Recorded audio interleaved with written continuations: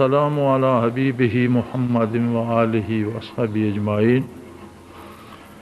اعوذ باللہ من الشیطان الرجیم، بسم اللہ الرحمن الرحیم۔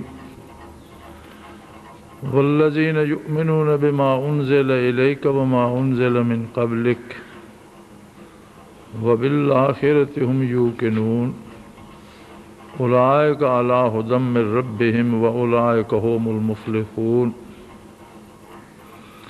اللہم سبحانک لا علم لنا الا ما علمتنا انک انت العلیم الحکیم۔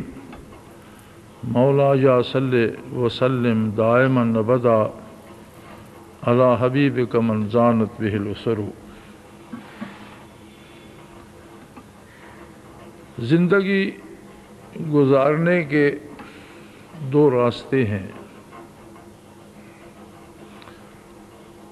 اور پوری دنیا میں ہر انسان کے لیے صرف یہی دو راستے ہیں۔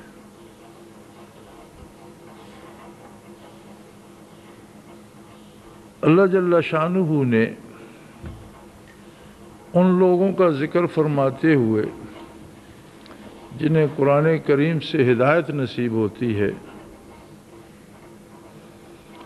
اور رہنمائی ملتی ہے اور وہ اس راستے کو اختیار کرتے ہیں، چونکہ رہنمائی تو قرآن کریم تمام مخلوقات کو دیتا ہے، ہدی للناس، تمام اولاد آدم کے لیے رہنمائی فرماتا ہے، لیکن اس راہ کو اختیار کرنے کو بھی ہدیٰ کہا گیا ہے، ہدی للمتقین۔ اس راہ پر جو چلتے ہیں، اس راہ کو جو اختیار کرتے ہیں، ان کے اوصاف بیان کرتے ہوئے فرمایا کہ وہ لوگ ہر اس بات پر یقین کامل رکھتے ہیں جو آپ پر نازل ہوئی۔ والذین یؤمنون بما انزل الیک وما انزل من قبلک، اور آپ سے پہلے جو آسمانی کتابیں نازل ہوئیں ان کی صداقت پر بھی پورا یقین رکھتے ہیں۔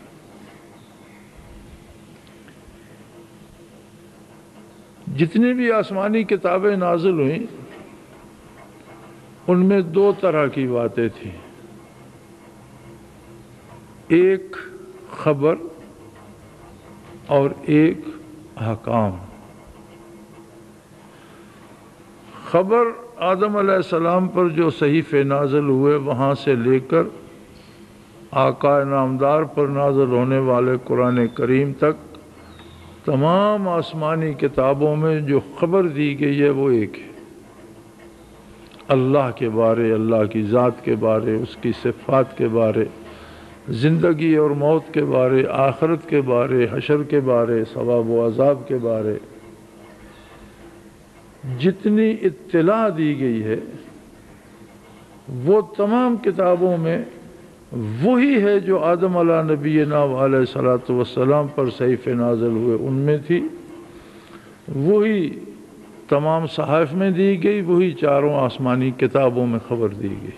چونکہ خبر ایک ہی سچ ہوتی ہے، اگر دو طرح کی خبر ہو تو دو میں سے ایک غلط ہوتی ہے، اور اللہ کا فرمان سچ ہے، برحق ہے، نہ اس کی ذات میں کوئی تبدیلی ہے، نہ اس کی صفات میں کوئی تبدیلی ہے، نہ کوئی تبدیلی آخرت کے ایمان میں ہے، نہ حشر نشر میں ہے، نہ جزا و سزا میں ہے، نہ ملائکہ میں، نہ جنت و دوزخ میں، لہذا خبر سب میں ایک تھی۔ احکام مختلف ہو سکتے ہیں، مختلف قوموں کی استعداد کے مطابق، ان کی جسمانی قوت کے مطابق، ان کی عقلی استعداد کے مطابق، ان کی علمی استعداد کے مطابق اور اس وقت کی ضرورت کے مطابق احکام تبدیل ہوتے رہے۔ جب وہ حکم نازل ہوئے تب وہ حق تھے، ان کے مقابلے میں جب دوسرا حکم نازل ہو گیا تو اللہ کو حق حاصل ہے، وہ بھی حق ہے۔ اور قرآن حکیم میں جو احکام نازل ہوئے وہ بھی سارے برحق ہیں۔ احکام میں ہم مکلف ہیں قرآن کریم کو ماننے کے، تورات زبور انجیل میں اگر کوئی حکم ہے تو ہم اس کے مکلف نہیں ہیں، اس وقت کے لیے ان لوگوں کے لیے احکام تھے، ہمارے لیے جو احکام ہے وہ قرآن کریم میں۔ تو فرمایا والذین یؤمنون بما انزل الیک وما انزل من قبلک، وہ لوگ جو کچھ آپ پر نازل ہوا اس پر یقین رکھتے ہیں، جو آپ سے پہلے آسمانوں سے کتابیں نازل ہوئیں ان پر یقین رکھتے ہیں، اور سب سے بڑی بات یہ ہے وَبِالْآخِرَةِ هُمْ يُوقِنُونَ کہ انہیں آخرت کے ساتھ یقین کامل ہوتا ہے۔ اب یہ کیسی عجیب بات ہے کہ قرآن کریم دنیا میں وہ واحد کتاب ہے جس نے بڑے بڑے مضامین کو چند حروف میں سمو دیا، مختصر ترین بات کی، اور صدیاں بیت گئیں ایک ایک جملے کی تفسیریں لکھتے ہوئے، اور نہ جانے کب تک لوگ لکھتے چلے جائیں گے۔ وہ سارے مضامین ان چند حروف میں سموئے ہوئے ہیں۔ بات کا کمال یہ ہوتا ہے کہ وہ جامع ہو، مختصر ہو، الفاظ تھوڑے ہوں اور معنی بہت زیادہ ہوں۔ بہت بڑی بات کو تھوڑی بات میں، تھوڑے لفظوں میں سمو دیا گیا ہو، جسے عرف عام میں کہتے ہیں جیسے دریا کو کوزے میں بند کر دیا گیا۔ قرآن حکیم کا یہ بھی معجزہ ہے کہ دنیا کے سارے مضامین کو ایک چھوٹی سی کتاب میں بند کر دیا۔ اب والذین یؤمنون بما انزل الیک وما انزل من قبلک، اس میں آخرت کے ساتھ ایمان دونوں جگہ آ گیا۔ جو آپ پر نازل ہوا اس میں بھی آخرت پر ایمان ہے، جو کتابیں پہلے نازل ہوئیں ان سب میں بھی آخرت پر ایمان کا حکم ہے۔ اس کے باوجود جب کہ قرآن مختصر ترین الفاظ میں بات کرتا ہے تو اس کے باوجود ضروری سمجھا گیا کہ آخرت کا تذکرہ پھر سے الگ سے کیا جائے، حالانکہ ان دونوں میں موجود ہے۔ پھر فرمایا بالآخرۃ ہم یوقنون، انہیں آخرت کے ساتھ یقین کامل ہوتا ہے۔ یہ یقین کامل آخرت کے ساتھ کیا شے ہے؟ یہاں سے پتہ چلتا ہے کہ زندگی گزارنے کے دو راستے ہیں۔ بندہ مومن جیتا تو اس دنیا میں ہے، کاروبار اس دنیا کے کرتا ہے، مزدوری اس دنیا میں کرتا ہے، تجارت اس دنیا میں کرتا ہے، ملازمت اس دنیا میں کرتا ہے، کھاتا پیتا اسی دنیا کا ہے، لوگوں کے ساتھ میل جول، شادی بیاہ، اولاد، گھر بار سب کچھ اس کا دنیاوی ہوتا ہے، لیکن دنیا کے کام وہ کرتا ہے نتائج کو مد نظر رکھ کر آخرت کے۔ مومن جو کام بھی کرتا ہے اسے آخرت کے ساتھ اتنا یقین کامل ہوتا ہے کہ کسی سے دوستی کرتا ہے تو سوچتا ہے کہ اس کا نتیجہ آخرت میں کیا ہوگا، اور کسی سے دشمنی کرتا ہے تو سوچتا ہے کہ آخرت میں اس کا نتیجہ اگر درست ہے تو پھر دشمنی ہے، اور اگر جس آخرت میں نتیجہ دوستی کا صحیح ہے تو پھر دوستی ہے۔ یہ چیز کھانے سے آخرت میں بھی فائدہ ہوگا، کھاتا ہے، یہ چیز کھانے سے آخرت میں نقصان ہوگا، بے شک دنیا میں یہ لذیذ ہو وہ چھوڑ دیتا ہے۔ ایک طریقہ یہ ہے کہ جیے اس دنیا میں لیکن نظر آخرت پہ ہو،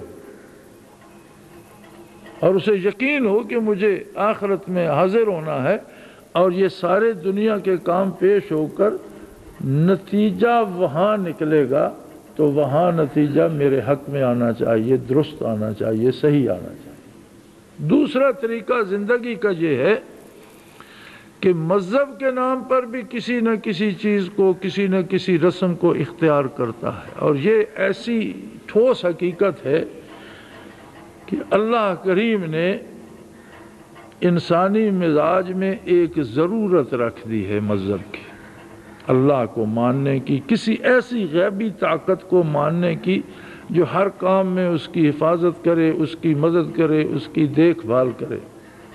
لہٰذا تاریخ انسانی میں جب ایسے دور بھی ملتے ہیں کہ جہاں کوئی تہذیب نہیں، لوگوں کو لباس تک کی آشنائی نہیں، بے لباس رہتے ہیں، جنگلی کیڑے مکوڑے سانپ مینڈک کھاتے ہیں، کھانے پینے کی تمیز نہیں، اس حال میں بھی کوئی نہ کوئی رسم بطور مذہب انہوں نے ایجاد کر رکھی ہوتی ہے۔ کھانے پینے کی تمیز نہیں، پڑھنے لکھنے کی تمیز نہیں، تعلقات اور رشتوں کی تمیز نہیں، لباس تک کی تمیز نہیں۔ لیکن تاریخ انسانی میں آپ دیکھیں تو ان کے پاس بھی مذہب کے نام پر کچھ رسومات ہوں گی۔ اس کا مطلب ہے کہ تخلیقی طور پر مذہب کی طلب یا اللہ کی طلب انسان کے اندر موجود ہے۔ وہ خواہ کسی بت کی پوجا کرتے ہیں، ارواح کو پوجتے ہیں، سورج کو پوجتے ہیں، چاند تاروں کو پوجتے ہیں، آگ کو پوجتے ہیں، لیکن کسی نہ کسی کی پوجا ضرور کرتے ہیں۔ جب وہ بھی پوجا کرتے ہیں تو ان کی زندگی کا اسلوب کیا ہوتا ہے؟ دنیاوی آسانیاں تلاش کرنے کے لیے مذہب بنایا جاتا ہے۔ آپ تمام مذاہب باطلہ کا مطالعہ کر جائیے، کوئی دیوی کو پوجتا ہے یا دیوتا کو پوجتا ہے، کوئی سانپ کو پوجتا ہے یا پہاڑ کو پوجتا ہے، کوئی سورج کی پوجا کرتا ہے یا چاند کی۔ اس کا مطمع نظر یہ ہوتا ہے کہ یہ دنیاوی امور میں مجھے فائدہ دے گا، میری بیماری ٹھیک ہو جائے گی، میرا بھوک دور ہو جائے گی، مجھے بچا لے گا کسی تکلیف سے، یا میری حاجت براری کرے گا۔ یعنی مومن جیتا ہے کہ دنیا کی تلخیاں برداشت کر لیتا ہے لیکن اس کی نگاہ آخرت پہ ہوتی ہے۔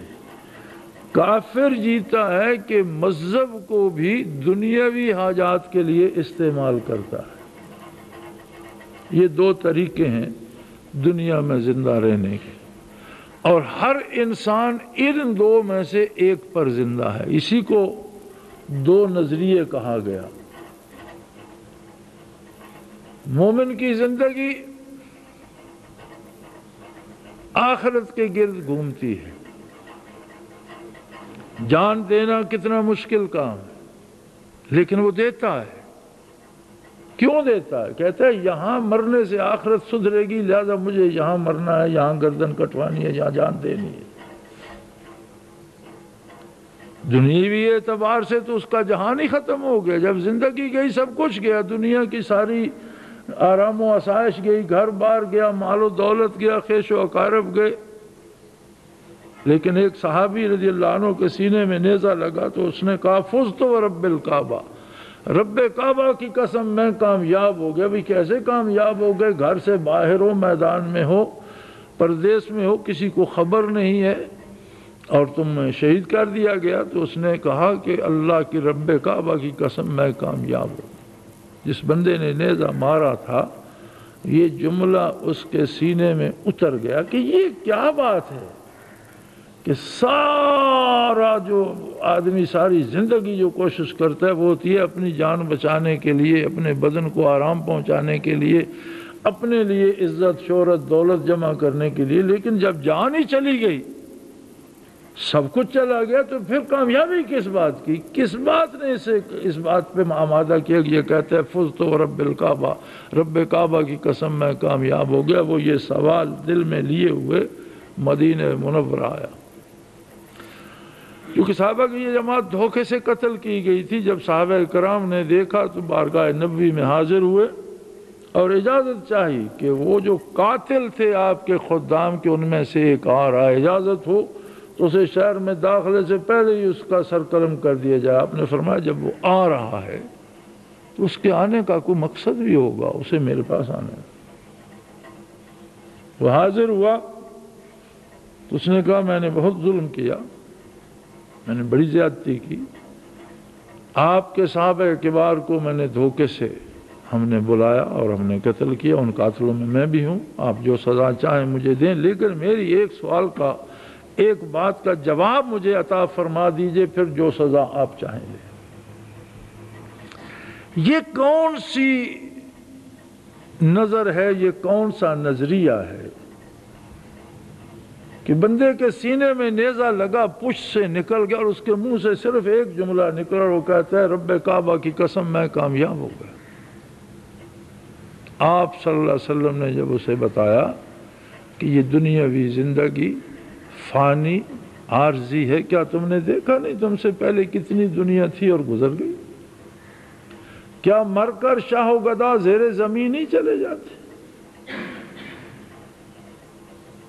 کیا مر کر سارے مال و دولت، عزت و حشمت، جہاں و اقبال، خیش و اقارب سب کو چھوڑ نہیں جاتے؟ لیکن اگر آخرت میں انہیں عزت مل جائے تو وہ دائمی ہے، اور وہ اللہ کی راہ میں اس نے جان دی تو اس نے رب کعبہ کی قسم کھائی کہ میں کامیاب ہو گیا، میں جیت گیا، کہ یہ مجھے شہادت مل گئی اور آخرت میں میرے لیے بہت بڑی عزت ہوگی جو ہمیشہ رہے گی۔ جب یہ فلسفہ اس کی سمجھ میں آیا تو اس نے کلمہ پڑھ لیا اور اسے نور ایمان نصیب ہو گیا۔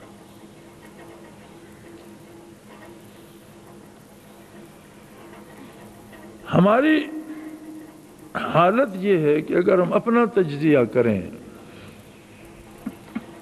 انسانی مزاج بھی عجیب ہے کہ ہم ساری زندگی دوسروں کو زیر بحث لاتے ہیں، فلاں نے یہ غلط کام کیا، فلاں نے یہ غلطی کی، فلاں کی فلاں جگہ بے عزتی ہو گئی، فلاں کا فلاں نقصان ہو گیا۔ ہم اس سب جمیلے کو چھوڑ دیں، اگر اپنی ذات کو زیر بحث لائیں، اپنے ایک دن کے صبح سے اٹھ کر رات سونے تک کے کاموں پر نظر رکھیں کہ دن بھر جو میں نے کیا ہے اس میں آخرت کتنی تھی اور دنیاوی لالچ کتنا تھا۔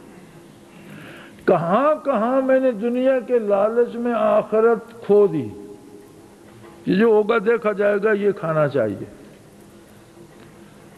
کہاں مجھے بہت بڑی دولت مل رہی تھی لیکن میں نے ٹھکرا دی کہ اس دولت کا مجھے آخرت میں نقصان ہوگا، بے شک دنیا میں بہت امیر ہو جاؤں گا لیکن آخرت میں نقصان دے گی، میں نے آخرت کے لیے دنیا کی سہولت چھوڑ دی۔ فرمایا آسان تحبوا شیئا، آسان تکرہوا شیئا وہو خیر لکم، ہو سکتا ہے تم کسی چیز کو بہت ناپسند کرتے ہو لیکن اس کا بھلا آخرت میں اتنا ہو کہ تمہارے لیے وہی بہتر ہو۔ آسان تحبوا شیئا، ہو سکتا ہے کہ تم کسی چیز کو بہت پسند کرتے ہو، وہو کرہ لکم، لیکن وہ تمہارے لیے نقصان دہ ہو اور تمہاری آخرت تباہ کر دے۔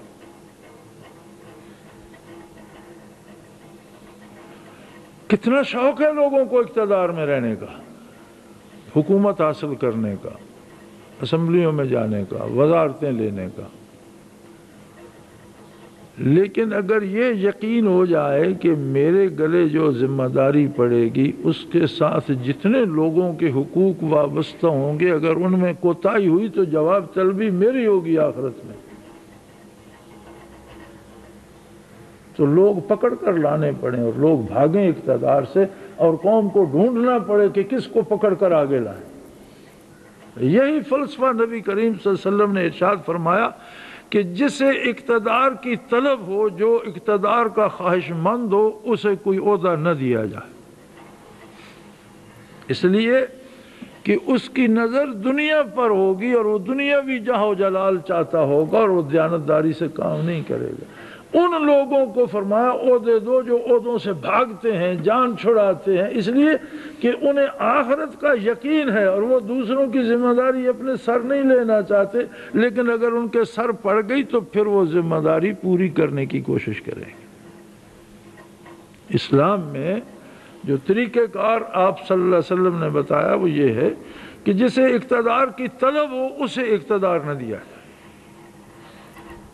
طلب اسی لیے ہوگی کہ اسے اس بات کی پرواہ نہیں کہ اس ملک میں 14 کروڑ لوگ بستے ہیں، 14 کروڑ لوگوں کو حق و انصاف دلانا، انہیں تعلیم دلانا، انہیں آزادی رائے دینا، ان کے روزگار کا اہتمام کرنا، ان کے علاج معالجے کا اہتمام کرنا، ان کے سارے انسانی اور اسلامی حقوق پورے کرنا، یہ آسان کام نہیں ہے۔ انسان تو انسان، حیوانات کو تکلیف ہوگی تو بھی جواب طلبی ہوگی، کسی پر ظلم ہوگا تو بھی جواب طلبی ہوگی، جج رشوت لے کر کسی پر ظلم کرے گا، حاکم کی جواب طلبی ہوگی، تھانے والا رشوت لے کر دوسرے کو بے گناہ چلان کرے گا، اس کے ساتھ جواب طلبی حاکم کی بھی ہوگی۔ جس طرح سیدنا فاروق اعظم رضی اللہ عنہ نے فرمایا تھا کہ دجلہ کے کنارے کوئی کتا بھوکا مر گیا تو خطاب کا بیٹا پکڑا جائے گا۔ جب آپ کا وقت شہادت آیا اور آپ انتہائی زخمی حالت میں تھے اور یہ بات زیر بحث تھی کہ کس کو بعد میں امیر بنایا جائے، تو عرض کیا گیا کہ آپ اپنے بیٹے کو عبداللہ ابن عمر رضی اللہ عنہ کو امیر مقرر کر دیں، بہت صالح، بہت نیک، بہت قابل، بہت فہیم اور فقیہ ہے۔ سیدنا فاروق اعظم نے فرمایا تمہارا خیال ہے کہ قیامت کے دن سارا ہمارا ہی خاندان جواب طلبی کے لیے کھڑا ہو؟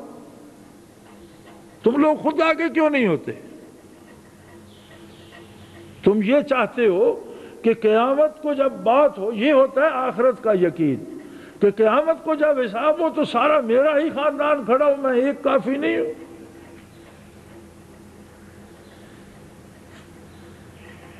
وہ فاتح اعظم جب اقتدار کے عروج میں تھا تو کسی نے پوچھا کہ امیر المومنین آپ نے بے شمار فتوحات کی اور دین پہنچایا لوگوں تک اور بے شمار دلوں کو نور ایمان سے سیراب کیا، اور آپ نے انصاف کرنے کا حق ادا کر دیا کہ کافر کو بھی آپ کے زیر اقتدار آ کر انصاف اور امن نصیب ہوا، تو آپ کیا سمجھتے ہیں کہ اس سب کا اجر آخرت میں آپ کے لیے بہت زیادہ نہیں ہوگا؟ فرمانے لگے میرے دل کی پوچھو تو میں یہ چاہتا ہوں مالی و ما علیہ، اللہ مجھے کچھ بھی نہ دے لیکن حکومت کے کسی معاملے میں مجھ سے باز پرس نہ کرے، میں اللہ سے راضی۔ جتنی نیکیاں تم بتا رہے ہو ان میں سے کسی کا مجھے کوئی ثواب نہ ملے، لیکن 10 سالہ عہد اقتدار میں نہ جانے کتنی کوتاہیاں ہو گئی ہوں گی، اگر اللہ مجھ سے باز پرس نہ کرے اور میری جواب طلبی نہ ہو تو میں یہ سارا ثواب چھوڑتا ہوں، میری جان چھوٹ جائے۔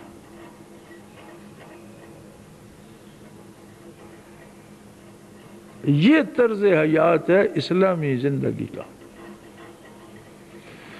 مومن اسی ہوا میں جیتا ہے، اسی زمین سے غذا پیدا کرتا ہے، اسی معاشرے میں روزگار پیدا کرتا ہے، لیکن اس کا ہر کام آخرت کے حوالے سے ہوتا ہے، گویا وہ قیامت کے میدان میں جی رہا، اس طرح سے کام کرتا ہے کہ گویا میدان حشر میں کھڑا ہے، وَبِالْآخِرَةِ هُمْ يُوقِنُونَ، اسے یقین کامل ہوتا ہے کہ مجھے آخرت میں حاضر ہونا ہے۔ یہ ایمان کی زندگی ہے۔ اور کافر جتنے مذاہب بھی اختیار کرتا رہے، تمام باطل مذاہب کے آپ نظریات کا مطالعہ فرمائیں گے تو یہ بات سامنے آ جائے گی کہ سارے باطل مذاہب میں مذہبی رسومات بھی دنیاوی فائدے کے لیے جوڑی گئی ہیں، کہ اس دیوی کے پاس جاؤ تو بارش برستی ہے، اس دیوتا پہ بھینٹ چڑھاؤ تو اولاد ملتی ہے، اس کے پاس جاؤ تو صحت ملتی ہے، یعنی جو اس کا نتیجہ ہے یا اس کا جو فطری ایک اجر ہے وہ دنیا کا انہوں نے تصور کی ہوا، یعنی کافر دنیا کے لیے جیتا ہے اور مومن آخرت کے لیے جیتا ہے۔ پرواز ہے دونوں کی اسی ایک فضا میں، پرواز ہے دونوں کی اسی ایک فضا میں، کرگس کا جہاں اور ہے شاہی کا جہاں اور، دونوں ایک ہی فضا میں اڑتے ہیں لیکن گدھ کا جہان اور ہے اور شاہین کا جہان اور ہے۔ گدھ مردار کھاتا ہے، شاہین شکار کھاتا ہے، دونوں کی زندگی بالکل مختلف ہے، حالانکہ دونوں ایک ہی فضا میں پرواز کرتے ہیں، دونوں بڑے پرندے ہیں، دونوں بہت بلند پرواز ہیں، دونوں سارا دن اڑتے رہتے ہیں، آسمان کی بلندیوں میں کھو جاتے، اتنے اوپر چلے جاتے ہیں نظر نہیں آتے، لیکن فرمایا پرواز ہے دونوں کی اسی ایک فضا میں۔ مومن و کافر بھی دونوں اسی جہان پہ زندہ رہتے ہیں، اسی سورج کے نیچے، اسی آسمان کے نیچے، اسی ہوا میں سانس لیتے ہیں، یہی پانی پیتے ہیں، یہی اناج کھاتے ہیں، انہی لوگوں سے کام کاج اور میل جول رکھتے ہیں، لیکن کافر کا جہان اپنا ہے، مومن کا جہان اپنا ہے، بالکل الگ الگ حیات ہے۔ کافر کی زندگی کی ساری محنت کا محور، خواہ وہ اس میں مذہب داخل کر لے، مذہبی عبادات داخل کر لے، پوجا پاٹ داخل کر لے، سب کا حاصل دنیا ہے، اور مومن کی ساری دنیاوی محنتوں کا حاصل بھی آخرت ہے۔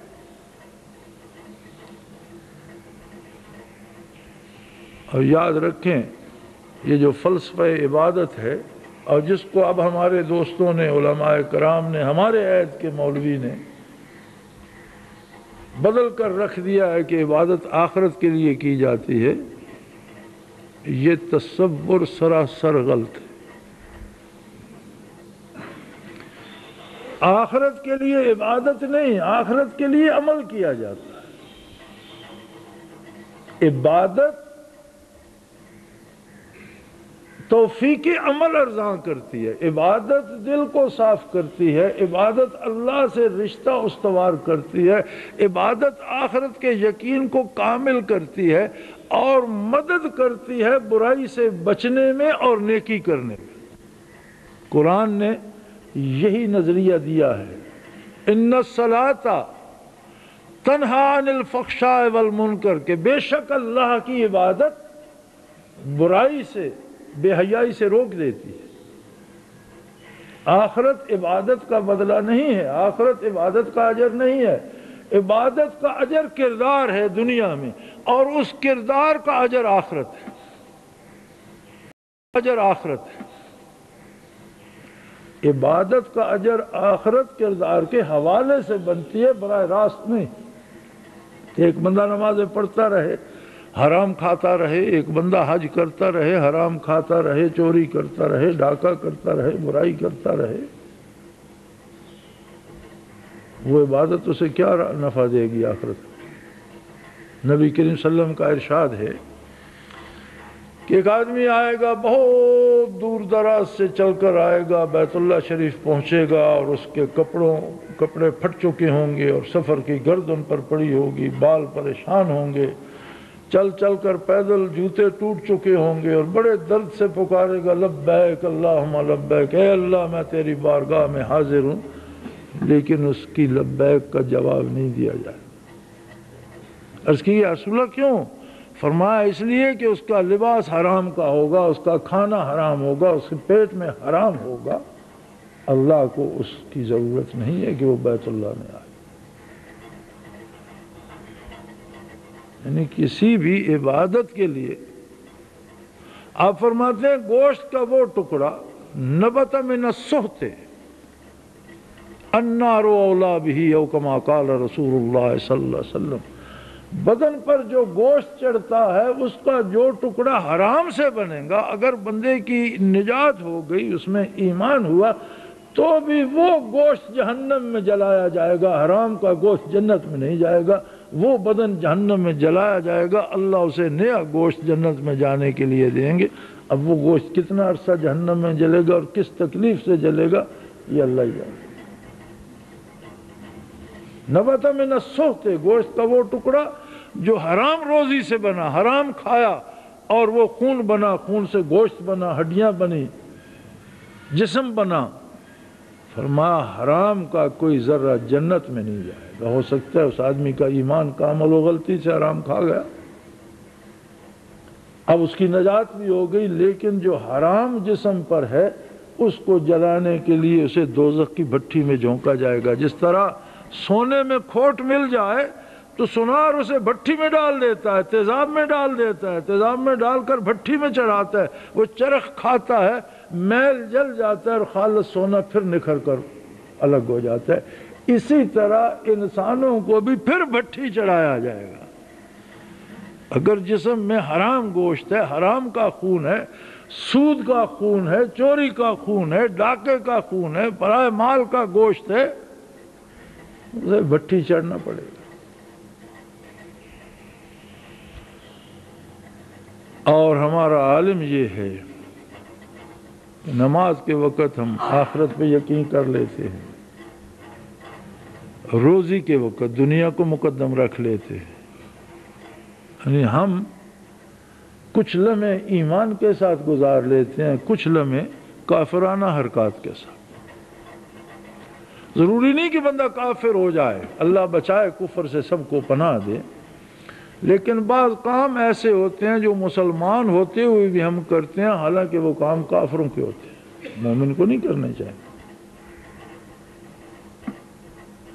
جیسے نبی علیہ الصلوۃ والسلام نے فرمایا من ترک الصلاۃ متعمدا فقد کفر کما قال رسول اللہ صلی اللہ علیہ وسلم، کہ جس نے جان بوجھ کر نماز چھوڑ دی اس نے کفر کیا۔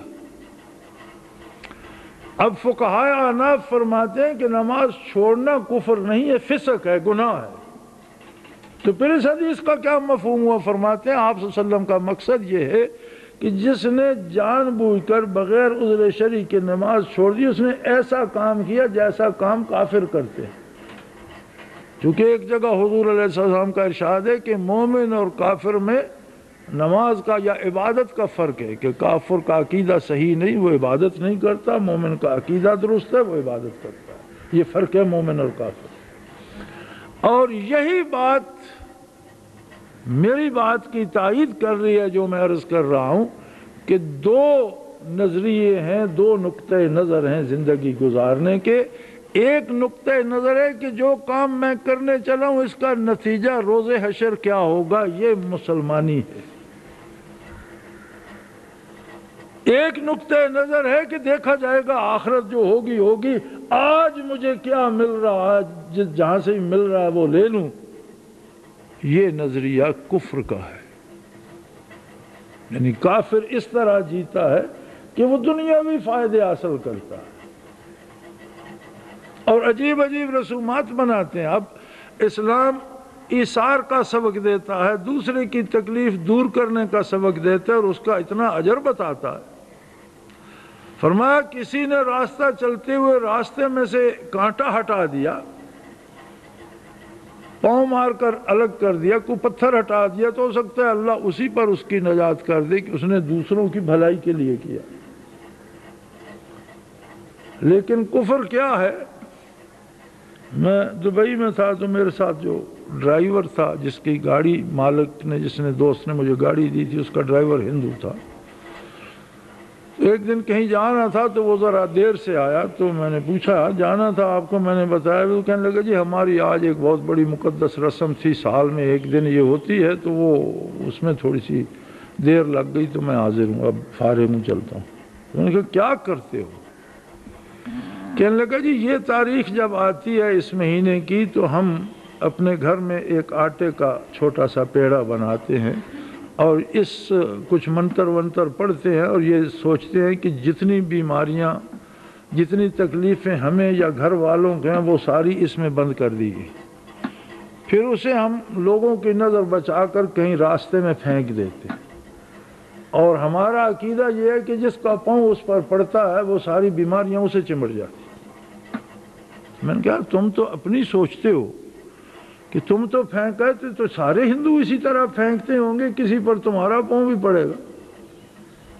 اسلام تو ان چیزوں کو نہیں مانتا۔ اسلام تو یہ نہیں کہتا کہ اپنے دکھ دوسروں کو دو، اسلام تو کہتا ہے دوسرے کا دکھ بھی اگر رفع کر سکو تو ہمت کرو، یہ بہت بڑا ثواب کا کام ہے، کسی کی تکلیف دور کرو۔ بات وہیں آ گئی نا کہ کفر کیا ہے؟ دنیاوی فائدے کے لیے رسومات پہ عمل کرنا، عبادات کے نام سے کچھ رسومات ادا کرنا، اور ایمان کیا ہے؟ دنیا کے کام آخرت کو دیکھ کر کرنا۔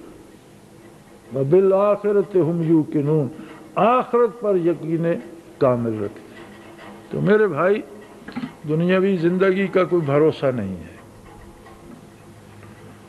پیدا ہونے سے لے کر مرنے تک ہر لمحہ موت سر پر سوار ہے، کسی کے پاس کوئی گارنٹی نہیں ہے کہ وہ صدیاں جیتا رہے گا یا اگلا سانس بھی نہیں آئے گا۔ یہ سب اللہ کے علم میں ہے اور اس کے دست قدرت میں، اس کی مرضی کسی کو کتنی لمبی عمر دے دے اور اس کی مرضی کسی کو مختصر سا پیدا ہونے کے ایک لمحے بعد مر جائے۔ بعض مر کے ہی پیدا ہوتے ہیں، ماں کے پیٹ میں مر جاتے ہیں، زندگی بن کر ماں کے پیٹ میں پھر بچہ مر جاتا ہے، پیدا ہونے کے بعد چند سانسیں لے کر مر جاتا ہے، چند دنوں کا چند مہینوں کا مر جاتا ہے، چند سالوں کا مر جاتا ہے۔ بچے سے لے کر بوڑھے تک ہر ایک کے ساتھ موت کھڑی ہے، کوئی پتہ نہیں کون سا عمل زندگی کا آخری عمل۔ حضور علیہ السلام فرمایا کرتے تھے کہ ہر نماز اس طرح پڑھو شاید یہ زندگی کی آخری نماز ہو، اگلی نماز تک فرصت ملے یا نہ ملے۔ یہ دنیا کا وقار، یہ دنیا کے مقابلے، یہ دنیا کی ضدیں، یہ مار پیٹ ساری یہیں رہ جائے گی اور اعمال پر اجر مرتب ہوگا۔ آخرت میں ایمان کی زندگی یہ ہے کہ اپنے تمام امور میں مقدم آخرت کو رکھا جائے اور کوئی ایسا کام نہ کیا جائے جو آخرت میں نقصان دے۔